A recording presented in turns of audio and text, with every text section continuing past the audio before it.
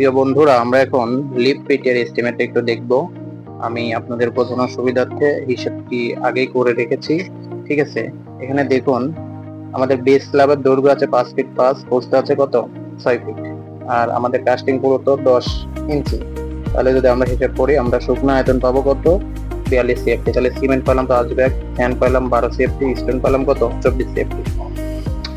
এখন আমাদের 6 ইঞ্চি বরাবর 6 ফিট বরাবর আমাদের হচ্ছে রড লাগবে কত 34 কেজি। 5.5 ফিট ডিরেকশনে রড লাগবে আমাদের, যেহেতু 12 মিলি করে রড, এখানে 532 দ্বারা ভাগ করব, এবং রডের দৈর্ঘ্য কত 6 ফিট। ঠিক আছে, যেহেতু 5.5 ফিট ডিরেকশনে, তাহলে আমাদের হচ্ছে মাপ নিতে হবে 6 ফিট ডিরেকশনে। আর রডের সংখ্যা কত আমাদের 24টা। এই সংখ্যা বের করা আসলে আমরা সবাই পারি, এই জন্য আমি দেখিনি। এখানে রড লাগবে কত 40 কেজি, মোট লাগবে 75 কেজি। এখন আমাদের এই শিয়ার ওয়ালের বিষয়টা, শিয়ার ওয়ালের ভলিউমটা আমরা যদি বের করি, এখানে টোটাল হচ্ছে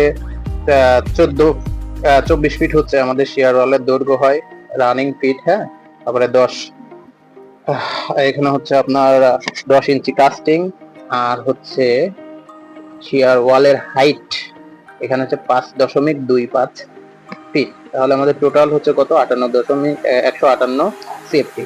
সিমেন্ট লাগবে 19 ব্যাগ, স্যান্ড লাগবে 46 সিএফটি, স্টোন লাগবে 91 সিএফটি। ওকে, এখন আমাদের রডের হিসাবটা, এই রডের হিসাবটা আমাদের এখানে শিয়ার ওয়ালের যে হাইটটা দেয়া আছে, ঠিক আছে, আর এই দৈর্ঘ্য থেকে আমরা কি করব, জাস্ট কতটুকু রড আছে ওগুলা বের করে এইভাবে সিম্পল ভাবে আমরা রডের হচ্ছে ক্যালকুলেশনটা করতে পারবো। আশা করি এটা আসলে বোঝানোর কিছু নাই। যারা ডিপ্লোমা কমপ্লিট করেছেন অবশ্যই তারা হচ্ছে এগুলো নর্মালি হিসাব করতে পারবেন। এই ছিল আমাদের লিপ পিটের ক্যালকুলেশন। আশা করি একটু হলেও সবাই উপকৃত হয়েছেন। ধন্যবাদ।